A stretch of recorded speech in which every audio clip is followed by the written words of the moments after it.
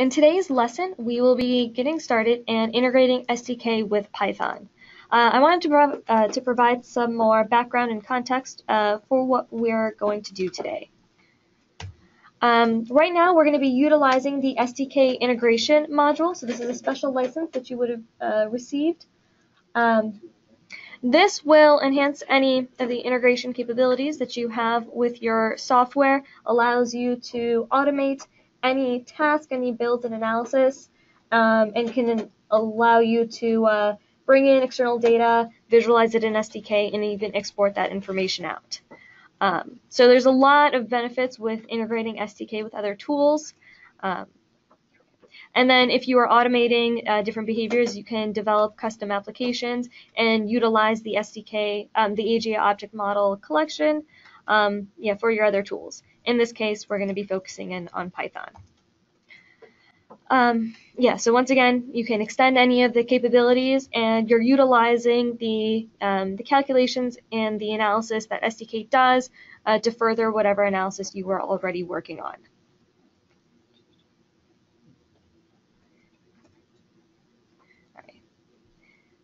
All right, I'm going to keep going. And then, yes, like I said, you can automate, extend, and visualize your analysis, which automating it lets you essentially be able to send a script file, which with a click of a button will build up your assets, your objects, conduct your analysis, and spit out your results. You can extend any of the capabilities built into SDK or anything else you're working on, and then also being able to visualize your analysis and your data in SDK and knowing that your data is modeled as accurately and as best as can is a great capability. In today's lesson, we will be primarily, and then there's just to finally go over this a little bit more. There's different levels for how you can integrate things. So you can bring in files, import them and export them, which you can do through the GUI. Connect is a built-in capability with SDK that allows you to create custom scripts and regenerate any action you would do in the GUI. The object model allows you to do more programming, more object-oriented programming, and work more so with the data providers, and then you can always create your own custom plugins. All right, for this particular training class, we are going to be using Python. So before the training class itself, please make sure you have Python installed on your computer. There's 3 available options that you can go through and use. I am specifically using the Anaconda option with Spider, but you can use either one of these. So either the Python web install, where you can pip install the comp types library, or either the third option, which is WinPython, and you can use either the Spider or Jupyter notebooks. A little bit about each option. There's pros and cons to each one. If you do the Python web install, you'll have to pip install the comp types library yourself. However, then you can use any text editor or IDE that you want. Using this method, you will not have IntelliSense, which is something you might have seen if you're familiar with MATLAB or any other scripting, where you hit that like tab button and then it auto-completes and lets you fill in different options. I am using the second option, so I'm using Anaconda with the Spider. Spider and Jupyter come installed with these distributions and can be launched individually or from Anaconda. Perks of this is that comp types is going to be installed, and so I'll have that IntelliSense. And then finally, WinPython, which the comp types will also be installed. You can use the Spider or Jupyter notebooks. And once again, those will come installed and can be launched on their own. We also have a ton of great resources that you can utilize. So we have an FAQ page on getting started with SDK COM integration using Python. That directly links to our GitHub page. And then we can also always take a look at the Python code snippets if we have some specific questions. So I'm going to open up each one of these to show you the resources on the web so you guys can get an eye on it. You can access this page from our FAQ page, so it'll link to it there. The question is, how do I use Python to drive SDK? And then it sort of walks you through it and provides really good background. And then it links to the GitHub page. which also was developed by somebody at AGI and also has a ton of information about using Python and STK together. And then finally, if you want to take a look at the Python code snippets, and then I'll also pull up the Python lesson so we can see that. It'll be at help.agi.com, the SDK Programming Interface Help. If I want to look at the Python code snippets, I'll select this first option that says tutorials, code samples, code snippets, and online resources. And towards the bottom, I can actually just utilize the Python code snippets, which are great because they provide me examples of the code for a variety of applications. And of course, these are not the only things you can do, but we try to provide as much information as we can to help you get started.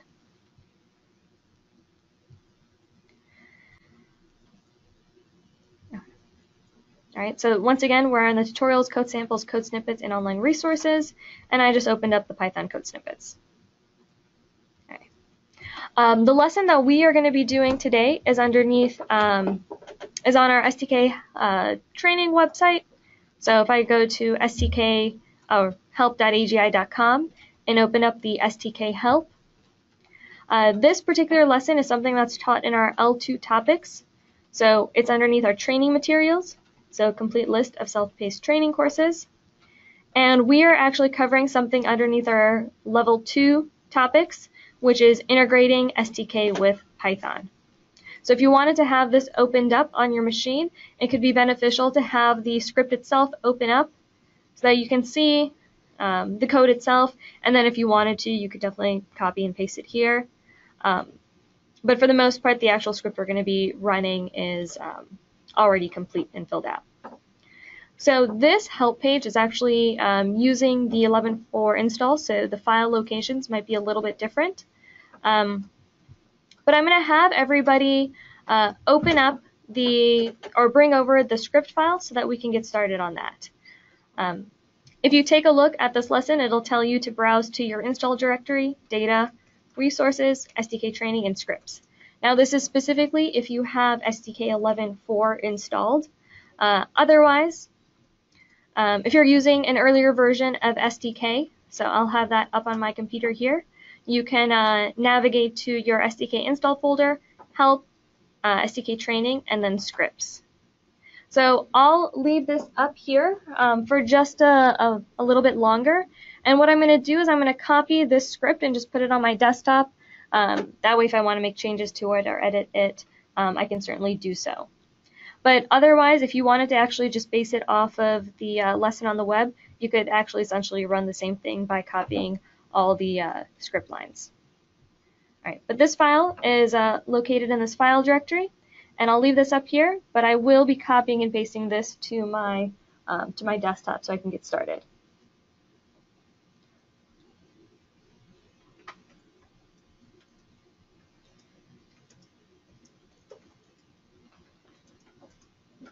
All right, so copying that, and then just pasting it to my desktop. All right, so my Python script here. And a little bit more background, this Python script is pre-written so if you decided to run just the script, it would actually open up and analyze the SDK scenario. But I'm going to have us walk through it step by step. So like I said, I'm running everything on Spider. So I'm going to open up that tool, and then we can get started. So if you haven't installed your license or Python, you can do that in the next couple of minutes, and we can get started. This lesson itself was built in Python 3.5, but currently I'm running 3.6, and that's completely fine. So if you're using an older version of Python or a more recent version, there really shouldn't be any issue with what you're going to run.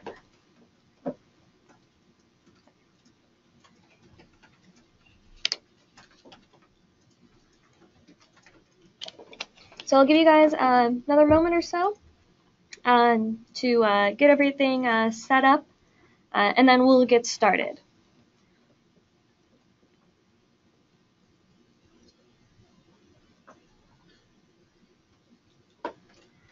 All right. So like I said before, this lesson is already pre-written with all the setup and all the actions. So if you wanted to completely just like run the script, you could. That would build your scenario, conduct your analysis. Another great thing about integrating SDK with other tools is once you have your script file, if you decided to share that with one of your coworkers, you can have them easily build the analysis, conduct it with a click of a button. So integration and having a script file makes sharing a analysis and sharing a mission much easier as well. All right, so now that I have Python up and running, I'm going to use this Python script file here to go through and run my analysis. Rather than running all of it just from the beginning, I'm going to walk us through it line by line and step by step to at least provide more context for what we're doing and how we're setting things up. So if you're building your script from scratch, you can always reference our help page. So once again, this is on our level 2 topics, integrating SDK with Python. You can always copy the scripts from here. But we're going to do the first couple steps, which is to set up our Python workspace. Right. So from Win32 API, I'm going to import my Git system metrics. I'm going to import the com types and then import create object. So I'm just going to copy these first 3 lines and actually just paste them into my console and hit enter twice to just run those lines. This from com types line here will actually give you that IntelliSense so that when we're going through and writing our script, if we hit that tab option, it will autocomplete and tell you what else we can do with it. So this will essentially connect Python to SDK. And so the next couple things we need to do is actually create our scenario and create an instance of SDK to run through and do our analysis. So in these next couple lines, I'm going to do the UI application. So that's going to be my variable. And I'm going to create a scenario object. And then I'm going to set the UI application and so the visibility and the user controls. I'm going to copy and paste that into here.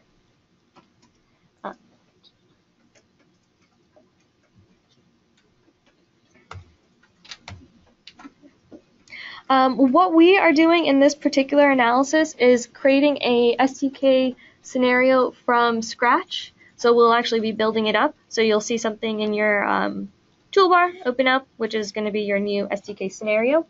We haven't set the environment just yet, and we'll do that in the next couple steps. So our approach in this analysis is going to be to build a scenario. However, if you have a running instance of SDK, you can also connect to that instance. All right. And the next line we're going to use is going to be this root is equal to UI application personality 2. So I can write this in there too, rather than copying it. So root is equal to UI application. So now that I have that IntelliSense, I can use that tab option to fill in what I want it to do. So I want to set it to personality 2. So personality 2 will, so if you actually take a note of the lesson, it will actually create the concept library and creates folders that contain the SDK utilities and the SDK objects. So like for object model, it's primarily used for object model to grab the relevant interfaces. Yeah, so personality 2 will grab the relevant interfaces. Personality 1, in case you're curious, will be primarily for your like HTML pages, your VB script, and your JavaScript, things that you might see in the GUI and all those buttons. But to actually grab the object itself, we'll be using personality 2. All right, I'm going to hit run, so enter to run that. Now this next step here, and there's a note over here to provide more background, which I recommend you read it over and it can provide more information.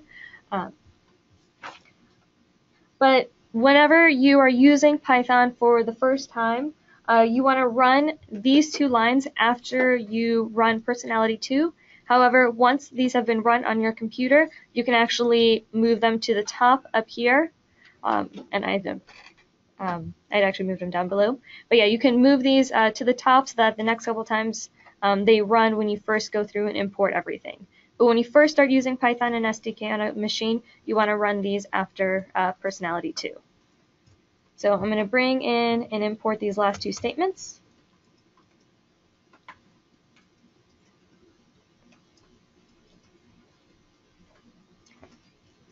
So this is just establishing our Python environment and making sure that we are connected to the proper tools and utilities in SDK.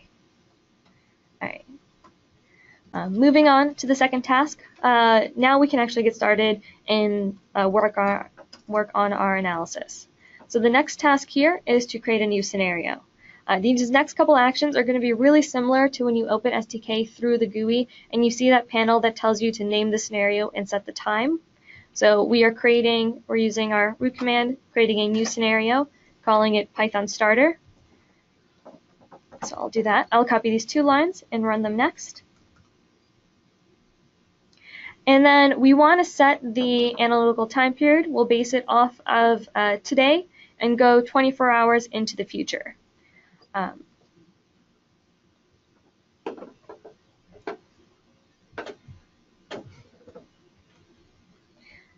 And if you want to run semicolons after it, oops, to express any output, you can do that too. So enter twice to run those next two lines. And then if you take a look at your scenario, you can see the environment that it builds up and it sets. So right now this is called Python starter, exactly what I named it. And it's going to go forward in time 24 hours. Right.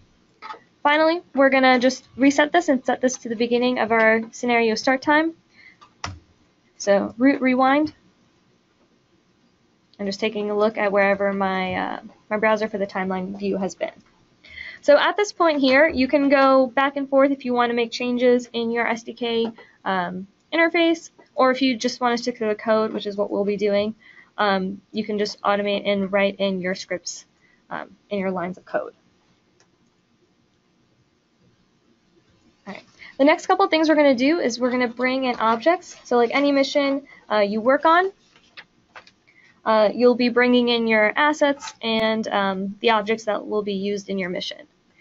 In this case, we're going to add a target object to the scenario. So I'm looking at task 3. We're going to adjust its positioning, and then we're going to bring in a satellite.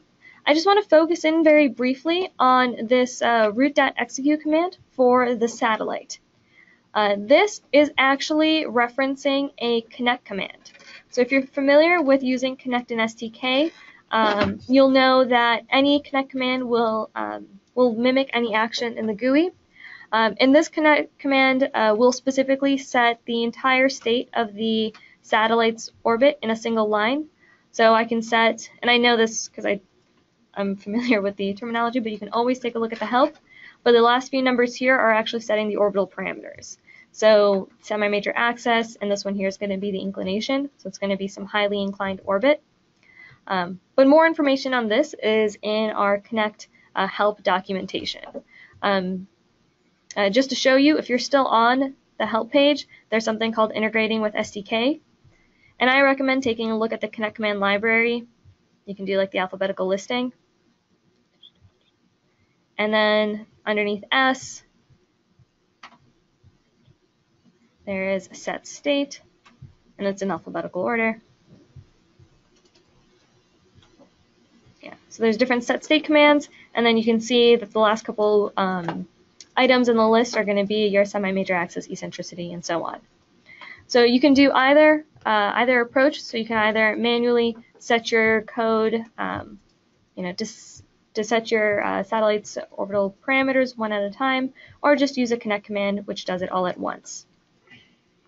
And the nice thing about connect is that it's easy to read through, and there's a lot of help and resources available for it.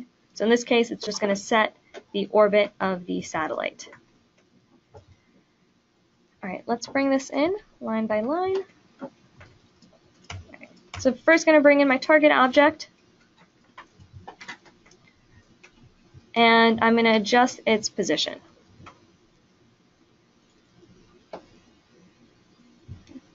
Next, I'm going to insert in my satellite.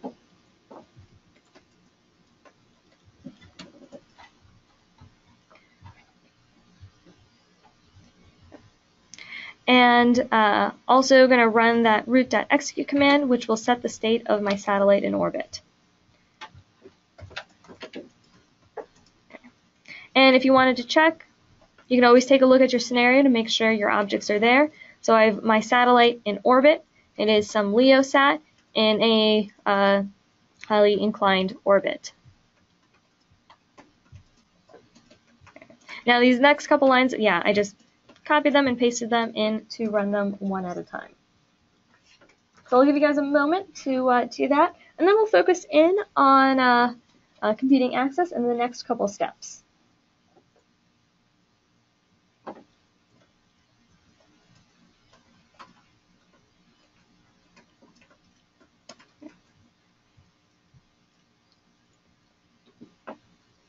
I would say that establishing, so when you're working with SDK and any other integration tools, the things that are important is, like to begin with, it's making sure you haven't established a connection between your interface and SDK, in this case Python and SDK, which is what we did in the beginning.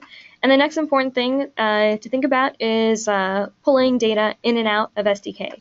So it's nice to be able to load your data into SDK and be able to visualize it, and it's just as important to be able to pull out the results of your analysis. We'll be focusing on that a little bit next, and I'll talk you through a bit of it. So now that we have two objects in our scenario, so it's going to be a target on the ground and some satellite, we're going to compute access. And access is the most fundamental type of calculation you can do in SDK. It establishes the relationship between two objects.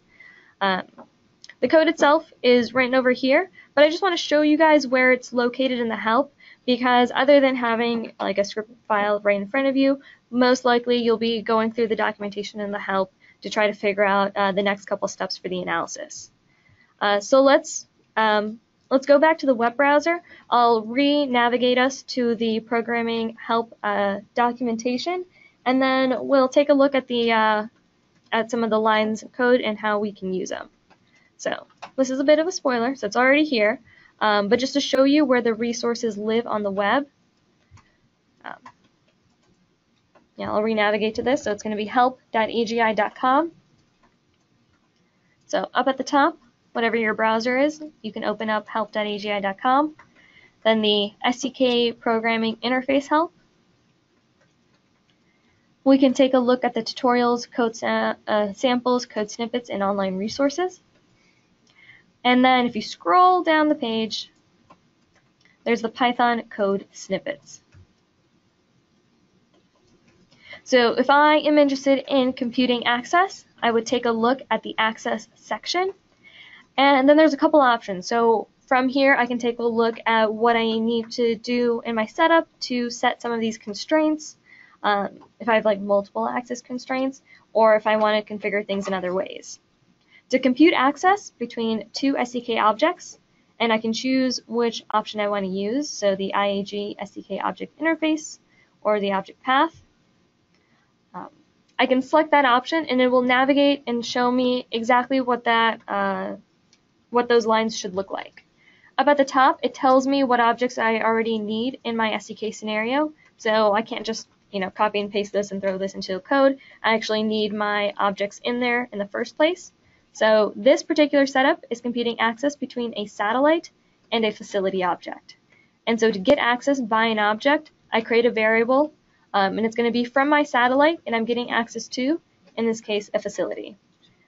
In our case, if you take a look back at our code, you'll notice that we created an object called target. So instead of computing access between a facility or a satellite and a facility, it'll be between a satellite and a target. Right. And if you take a look at this line here, you can also imagine that if you are computing access between the GUI, this line here is essentially that page on the access window where you highlight the objects you want to compute access to. And then finally, to actually compute the access, you run the access period compute access command, and that's like the compute access button. All right, so we'll be using these lines here in our code. So I'm computing access. So I'll create a variable called access, and it's going to be from my satellite object. And this is, once again, where that IntelliSense is very useful. So autocomplete my satellite. And then from when I put in the period and hit tab, I can choose what I want to do. In this case, I want to get access to an object. And so I'll hit enter to set that command. And the object I have in my scenario is called a target. All right, now to compute access for this variable I just created, I'm going to write an access period and then compute the access. All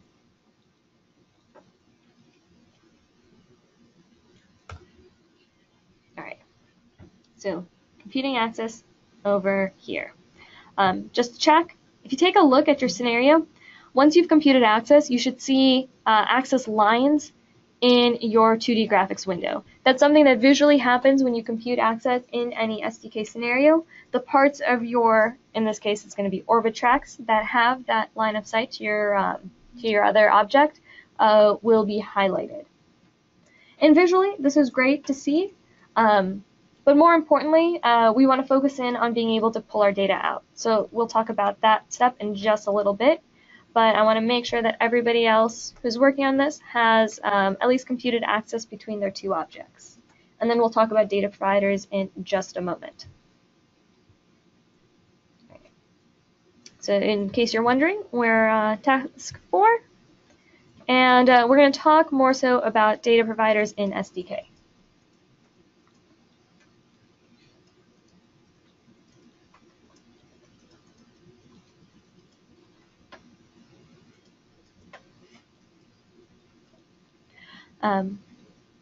So when we reference data providers, or when we're talking about data providers, we're actually talking about everything that SDK can calculate about any given object, or in this case, like an access calculation.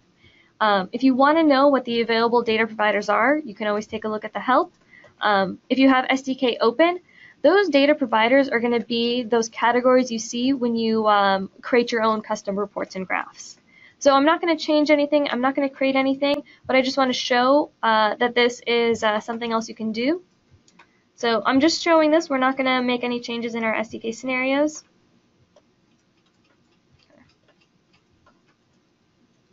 So for example, if I wanted to create a, if I wanted to pull out data about my, my satellite, the data providers are these categories here. Once again, they're everything that is calculated when you do anything in STK, and then you can choose how to pull your data out and what components you're specifically interested in. Some of these are just grouped by, you have your single level and then the items underneath it. Other ones are grouped a little bit differently, and I'll find a good example of it. Yeah. Some of them have subgroups. Might be due to like their reference frame or just the subgroup types. And so it's really important that when you are pulling data out of SDK, you know what parameters you're interested in and what information you want to generate out of your scenario. So it's always good to know things by name and how they are categorized in SDK. Right. But the data providers are, of course, everything that is calculated under the hood, essentially anything you can calculate in SDK, and you can use any integration technique to pull that data out.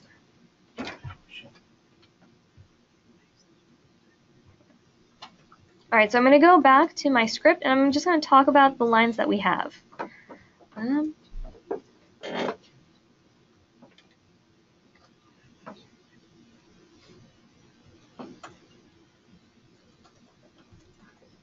right, I want to focus in on this area here. So if you're taking a look at the lesson, it's It's the task about generating and pulling data out from your computed access. All right. So insert SDK objects, compute access, so on. All right, and pulling data out. So when you generate any data in SDK, so I'm creating a variable called access DP for data providers, and the type of data I'm going to be pulling out is going to be from my access data section. And when you pull out, when you pull information from the data providers, it pulls just the generic format. So you need to choose how you want to cast your data. So you need to cast the specific data provider. In this case, we'll be using the query interface, and we'll be pulling our data between a interval. So if you just take a look at the next line really quickly, the interval that we're selecting is between our scenario start time and our scenario stop time. And that's just this method that we are doing. So this is casting, so this option here is casting the data between two moments in time, which we have specified in the next line. Let's see. So this line here will actually set the time. Okay. And let's do parts of this step by step so that you guys can actually see some of the other options when we hit that tab complete. But overall, this is the format we're going to use. But I just want to walk us through some of the other setup stuff. So I'm going to create something called access data providers. It will be from my access object. And I am interested in the data. So data providers. And specifically interested in my access data.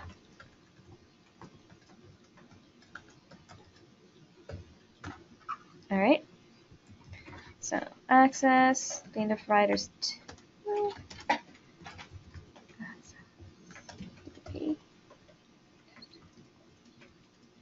Query interface.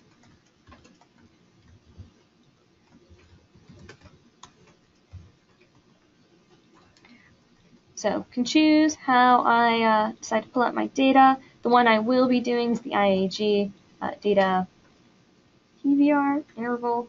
And this list is actually surprisingly long. So access advanced, constraint angle, background conditions, and so on.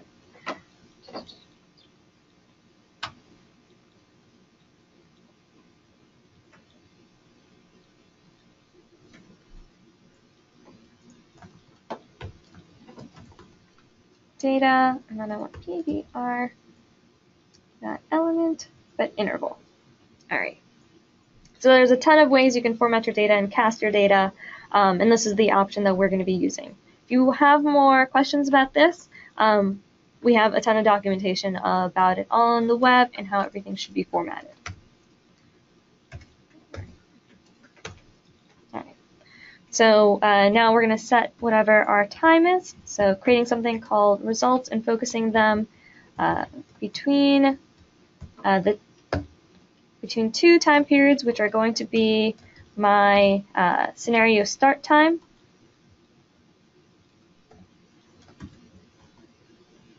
and then my scenario stop time.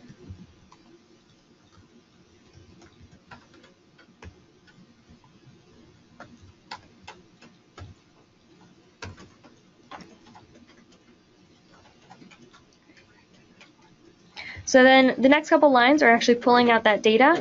So if I want to see all the values for my, between the period that I've specified and those data sets, I can choose and pull out my times with this next line. So I'll create a variable that just has my access start times.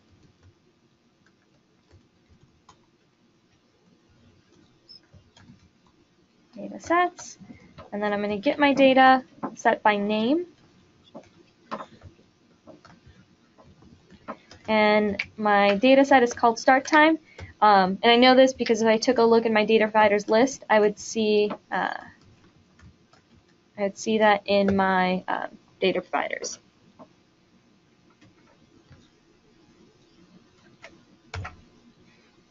All right. So I created that. Now I'm going to create another one that is just my access stop times.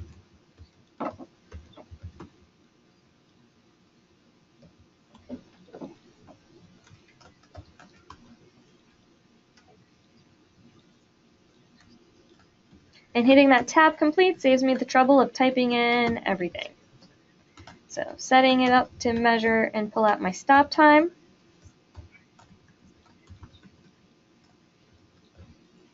All right. And now to finally display my data, I can print out my information. So printing out my access start time, and I'm just hitting tab to print out my access stop times.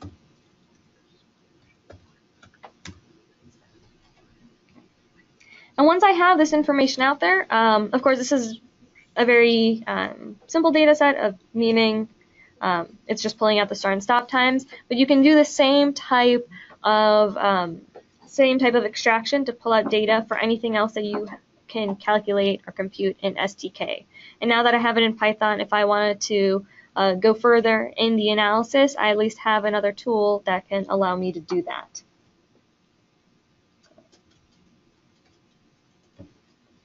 All right. Next, we're going to go through the task 5, which is retrieving data from our satellite. The way that this is primarily different from that first data set is going to be how we reference the data and how we pull it out. So this next data set is underneath the LLA state. So we're going to be pulling out the altitude values later on. But this data set, so if I go back and open up my my properties, just take a look. The LLA state, I'm going to scroll through. The LLA state has various, in this case it has a subgroup. Some of these other options have multiple reference frames or different groups underneath it. So in this case, I'm going to have to, let's see. So I'm going to have to just identify which group and subgroup I am referring to when I pull out my data. And then I will, of course, pull it out by name here.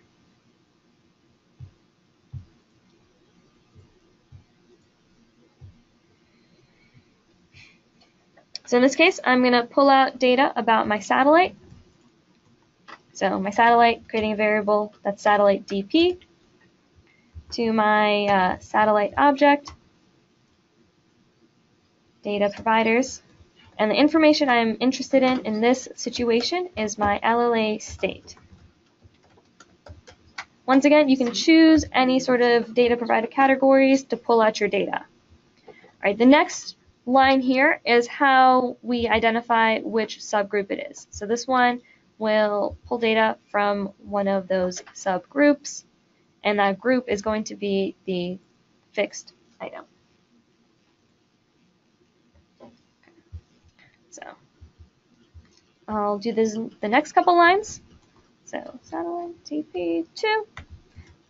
So it's a satellite data providers 2, so DP2 is equal to my satellite data provider.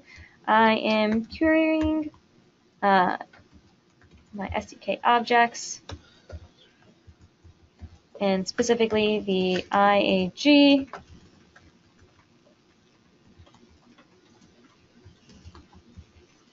data provider group. You don't have to manually write out this other stuff. If you just wanted to go ahead and copy everything, you can. That's completely fine. I'm going to write it out so at least you guys see a little bit more about the way things are formatted.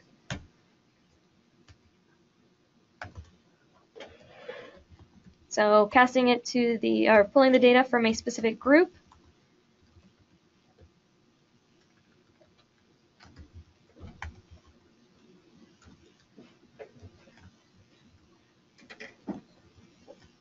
And that subgroup is the fixed folder. And I'm adding semicolons at the end, which you can or can leave. It's completely up to you. All right. And the way so before I pulled my data by specifying a period of time, this way is going to be a little bit different. So I'll be setting different time variables. So satellite DP3, setting the interface.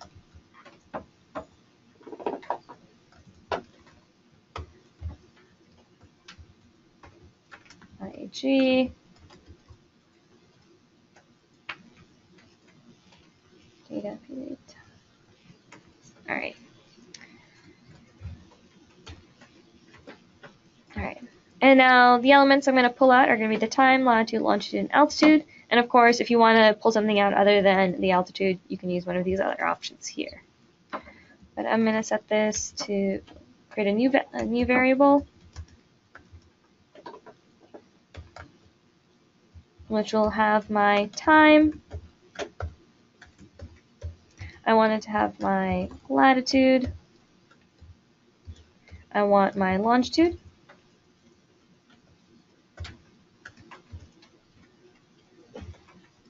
As well as the altitude.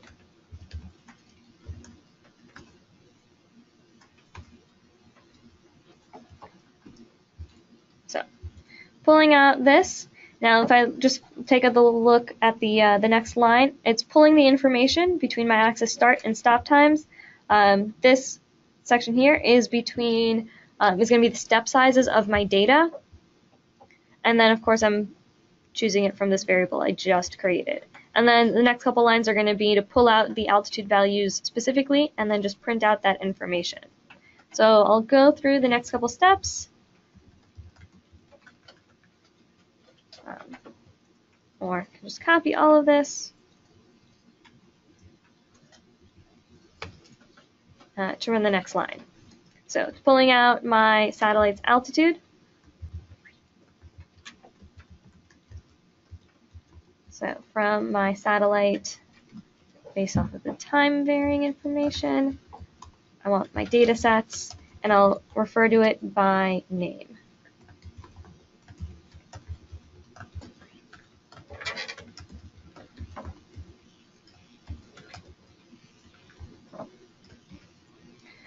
So right now I'll pull out the altitude information and just get those values. And now I can use this to print out my satellite altitude data. And this data I can always compare it to a report that I might generate in SDK.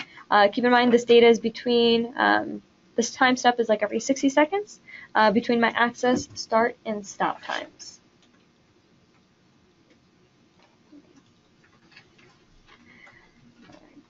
And like I said before, this script itself is already pre-written.